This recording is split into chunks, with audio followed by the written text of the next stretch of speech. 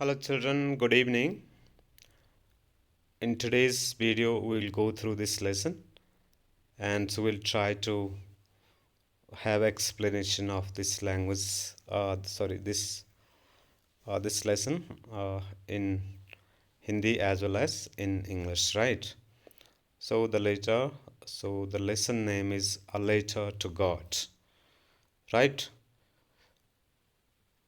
This is the story of a poor farmer, Lenzo, who writes a letter to God. Just imagine,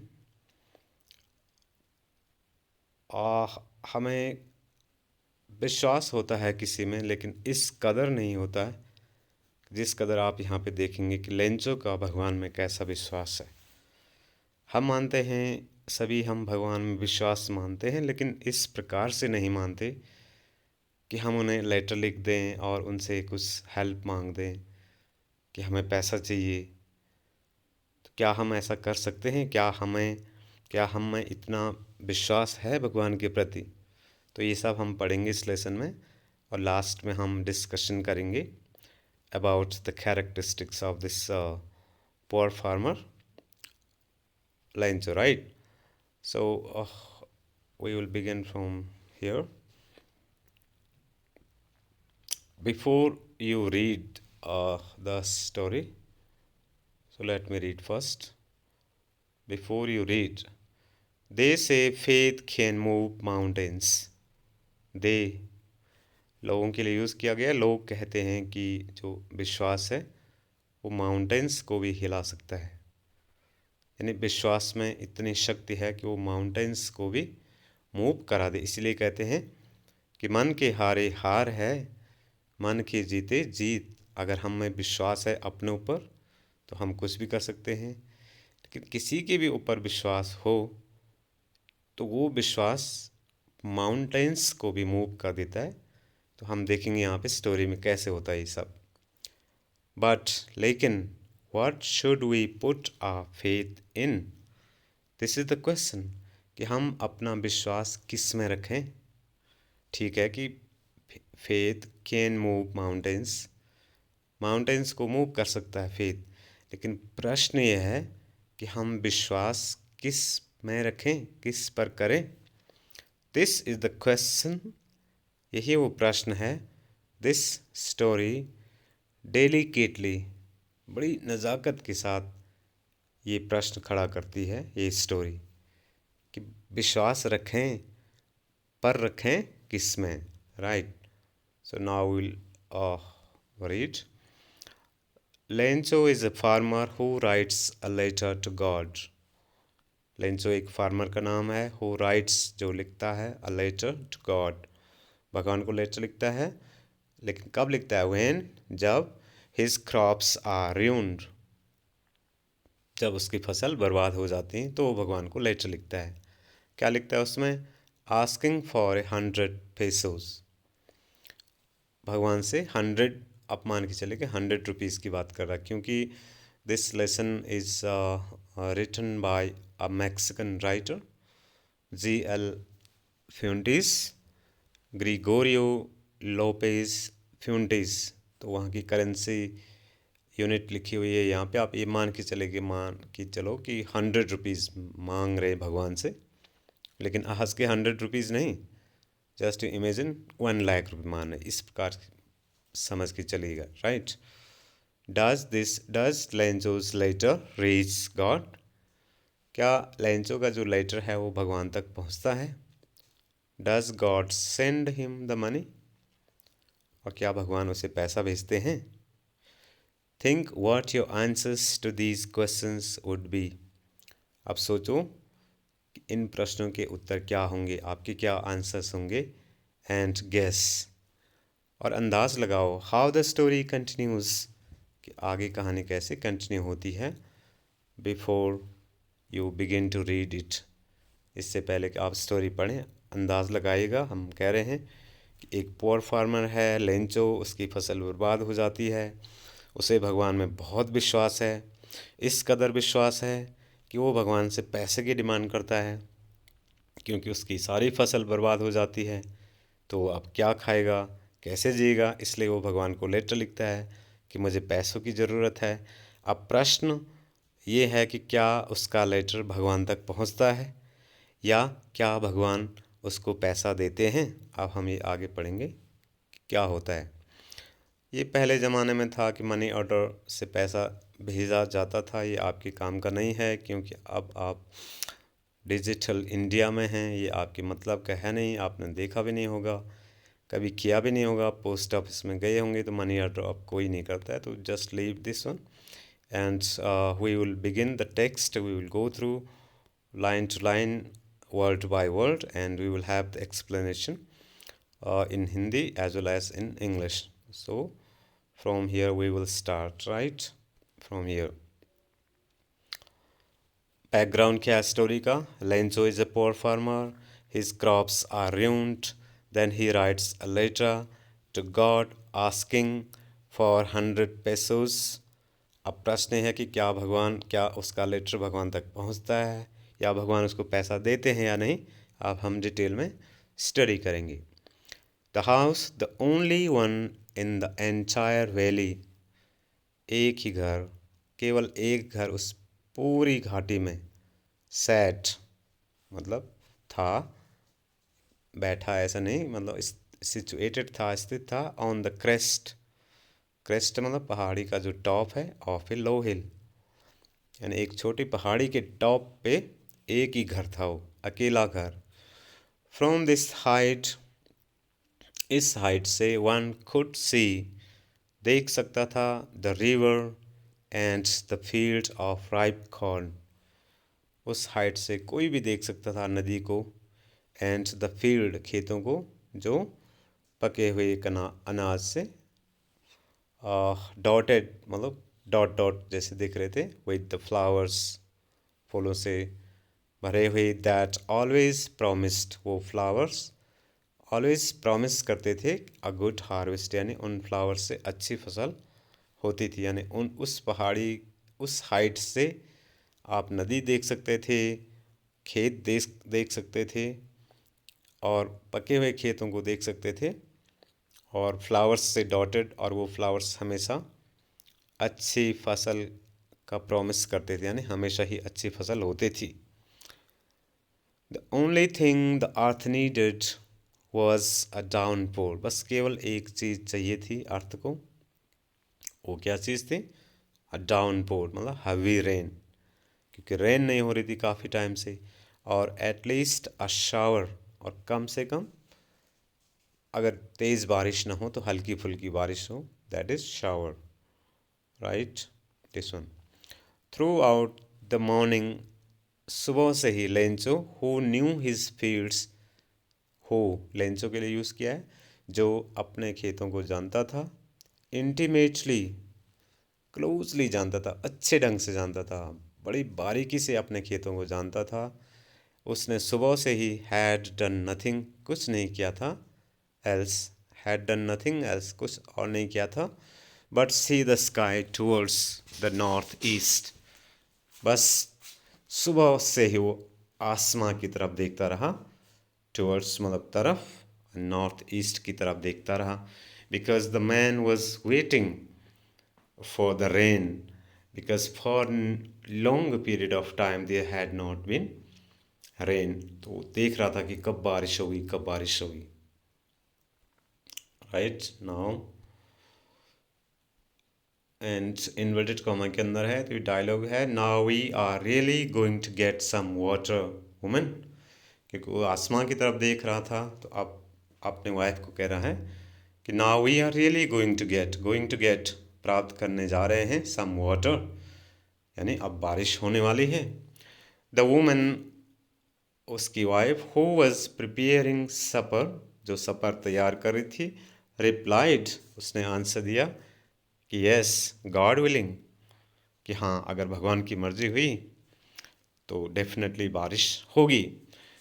the older boys were working in the field, बड़े लड़के लेंचों के खेतों में काम कर रहे थे। वाइल द स्मॉलर वंस, जो छोटे थे, वर प्लेइंग नियर, खेल रहे थे, नियर मतलब नज़दीक में, द हाउस, घर के नज़दीक में खेल रहे थे।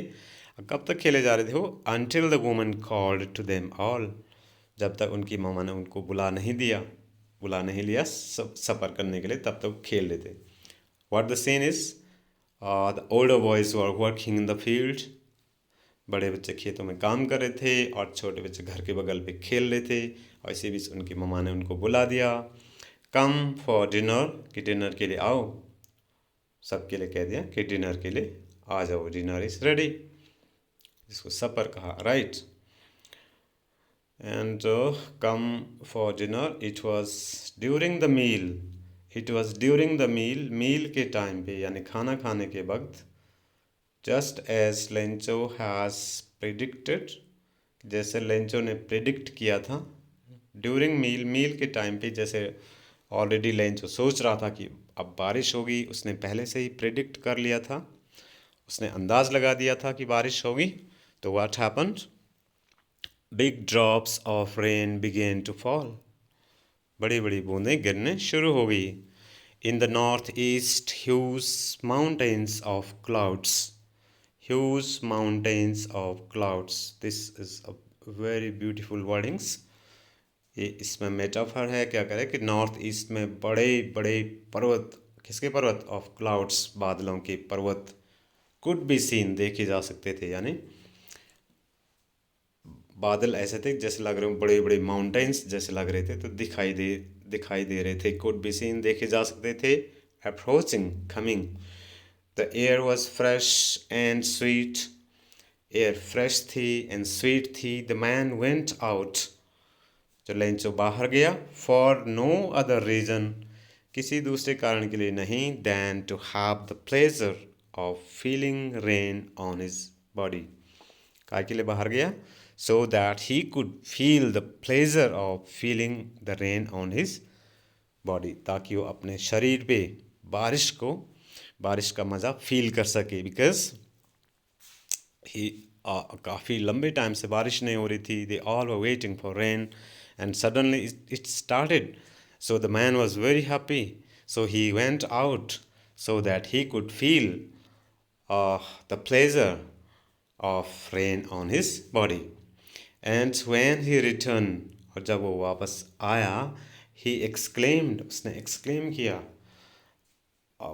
ऊंची आवाज़ में बोला, क्या बोला? These aren't rain drops falling from the sky, कि ये रेन ड्रॉप्स नहीं हैं जो आसमां से गिर रही हैं। दे आर न्यू कॉइन्स, ये नए सिक्के हैं, पैसे हैं। मतलब इतना खुश हो गया, अपने वाइफ से कह रहा कि बारिश की बूंदें नहीं हैं, बल्कि ये कॉइन्स गिर रहे हैं आसमान से। And here it could be asked this question, कि ऐसा क्यों कहा? बिकॉज काफ़ी टाइम से बारिश नहीं थी, और जब बारिश शुरू हुई तो लेंचो खुश हो गया, इसलिए उसने बारिश की बूंदों की तुलना किससे करी? New coins. Big drops, the big drops are 10 cents pieces, यानी जो बड़ी बड़ी बूंदें हैं, आप ये मान के चले कि 10 पैसे के सिक्के हैं। And the little ones are fives, और छोटी छोटी बूंदें 5 पैसे के सिक्के हैं। Simply, he means to say he was so happy that he compared raindrops to coins, right? इसलिए उसने इनकी तुलना कॉइन से करी। With a satisfied expression, अब satisfied expression है, भाव उसके चेहरे पे। ही रिगार्डेड, वो रिगार्ड करता था, सम्मान देता था। The field of ripe corn, जो पके हुए अनाज, उसमें कुछ भी था, इस जो भी था तो पका हुआ था, और उसको सम्मान देता था वो। इट्स फ्लावर्स, अपने खेतों को जो फूलों से भरे हुए हैं। ड्रैप्ड इन अ कर्टन, ड्रैप्ड मतलब कवर्ड, जो कवर्ड किस में है? कर्टन ऑफ रेन, क्योंकि बारिश हो गई तो पूरे खेत बारिश से ढक गए हैं, और वो वहाँ से अपने खेतों को बड़े मान सम्मान के साथ देख रहा था। Because he was being happy, extremely happy and extremely satisfied. Lencho was at this moment because it was raining and the farmer had been waiting for rain for longer period of time, इसलिए वो अब अच्छे ढंग से देख रहा, सम्मानपूर्वक अपने खेतों को देख रहा। But suddenly a strong wind began to blow.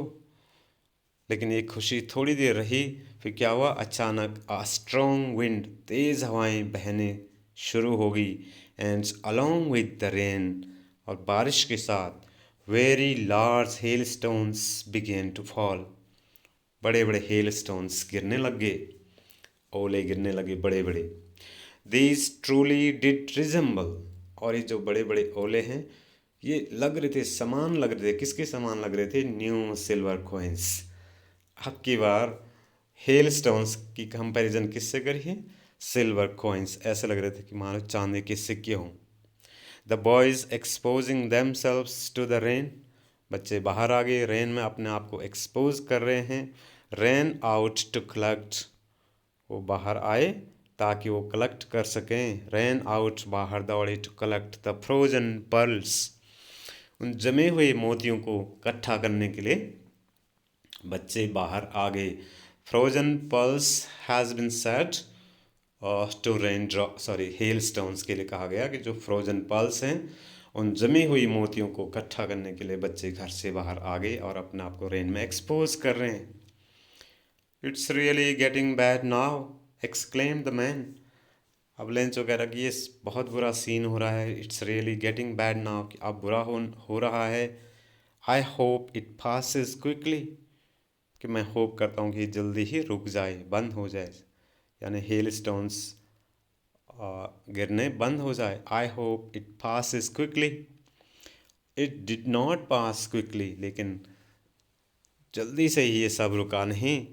For an hour, एक घंटे तक the hail rained on the house, hail stones बरसते रहे।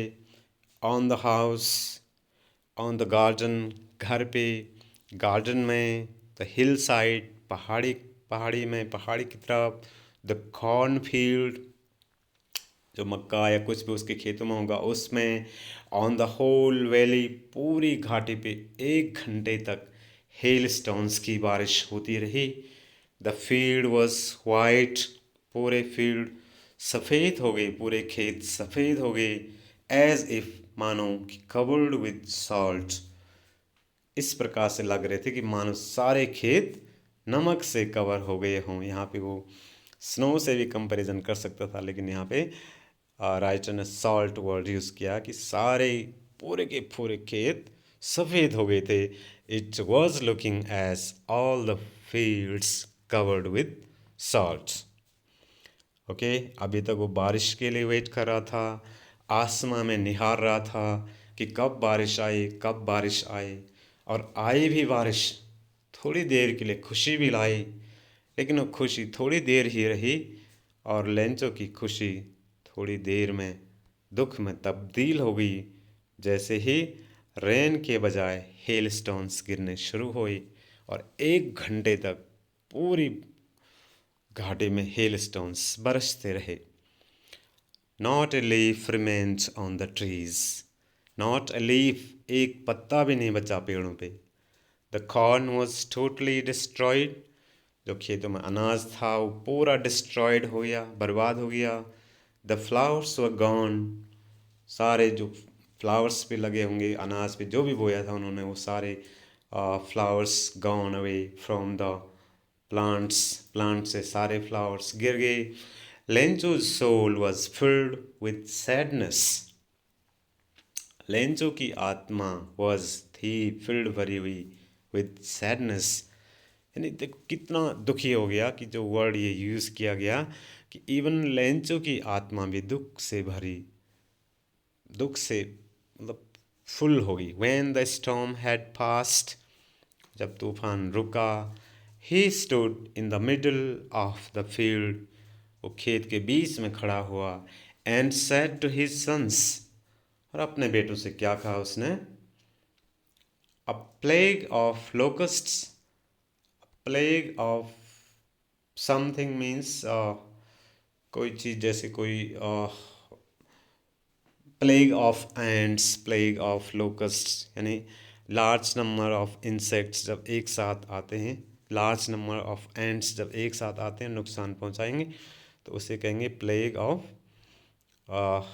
एंड्स। यहाँ पर कहा अ प्लेग ऑफ लोकस्ट्स टिड्डी यानी टिड्डियों का दल जो एक साथ आए would have left more than this. लेंजो कह रहा है कि अगर टिड्डियों का दल भी आ जाता तो इससे ज़्यादा छोड़ जाता। यानी हेल स्टोन्स ने तो कुछ भी नहीं बचाया, कुछ भी नहीं छोड़ा खेतों में। अगर टिड्डियों का दल भी आ जाता, a plague of locusts would have left more than this, यानी जितना कुछ बचा हुआ इससे ज़्यादा तो टिड्डियों का दल भी बचा लेता, लेकिन हेल स्टोन्स ने तो कुछ भी नहीं बचाया। The hail has left nothing, hail ने कुछ भी नहीं छोड़ा है। This year we will have no corn, इस साल हमारे पास कोई अनाज ही नहीं होगा, कुछ नहीं होगा हमारे पास। That night was a sorrowful one, वो रात थी एक दुख से भरी हुई रात थी उनके लिए। All our work for nothing, Lencho कह रहा है कि हमारे सारा हमने जो भी काम किया वो सब वेंट इनटू वेन, जीरो में चला गया, for nothing. There is no one who can help us, अब कोई ऐसा नहीं है जो हमारी मदद कर सके। We will all go hungry this year, इस साल हम सब भूखे मर जाएंगे। These 4-5 lines are very heart touching. Just let us read these lines once again. See, that night was a sorrowful one. वो रात बहुत दुख से भरी हुई थी। All our work for nothing. क्योंकि लेंचो कह रहे हैं कि हमारे सारे काम जीरो में गए, इन वेन में गए। There is no one who can help us. अब कोई नहीं है कि जो हमारी मदद कर सके। We will all go hungry this year. इस साल हम सब भूखे मर जाएंगे। सो अभी के लिए इतना ही। एंड अभी हम पढ़ने की प्रैक्टिस करेंगे कि how to read, because we have gone through word by word, line by line, and we have explained even, so we can read now because we know the meaning. So let's have the reading practice. How to read, you have to practice at home, okay? See, the house, the only one in the entire valley, sat on the crest of a low hill. From this height one could see the river and the field of ripe corn, dotted with the flowers that always promised a good harvest. The only thing the earth needed was a downpour, or at least a shower. Throughout the morning, Lencho, who knew his fields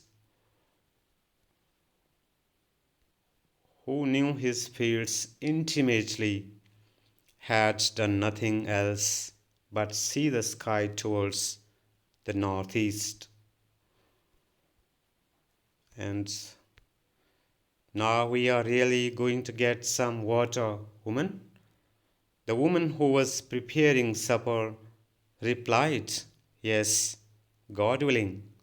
The older boys were working in the field, while the smaller ones were playing near the house, until the woman called to them all, come for dinner. And it was during the meal that, just as Lencho had predicted, big drops of rain began to fall. In the northeast, huge mountains of clouds could be seen approaching. The air was fresh and sweet. The man went out for no other reason than to have the pleasure of feeling the rain on his body. And when he returned, he exclaimed, these aren't raindrops falling from the sky. They are new coins. The big drops are 10-cent pieces, and the little ones are 5 pipes.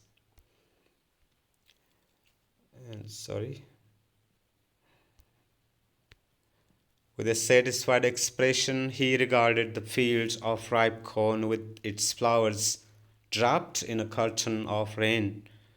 But suddenly a strong wind began to blow, and along with the rain very large hailstones began to fall. These truly did resemble new silver coins. New silver coins. The boys, exposing themselves to the rain, ran out to collect the frozen pearls. Frozen pearls, जमे हुए मोती किसके लिए कहा गया? Hail stones के लिए. Right now, it's really getting bad now, exclaimed the man. I hope it passes quickly.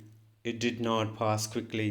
For an hour the hail rained on the house, the garden, the hillside, the cornfield, on the whole valley. The field was white as if covered with salt.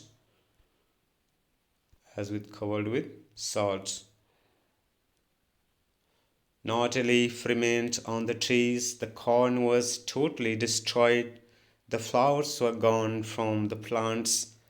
Lencho's soul was filled with sadness. When the storm had passed, he stood in the middle of the field and said to his sons, "A plague of locusts would have left more than this. Would have left more than this. The hail has left nothing. This year we will have no corn." That night was a sorrowful one. All our work for nothing. There is no one who can help us. We will all go hungry this year. So today's it's enough because the video is going longer and longer. So the rest parts of the lesson would be explained in second video. Till then, keep reading and keep learning. So thank you very much.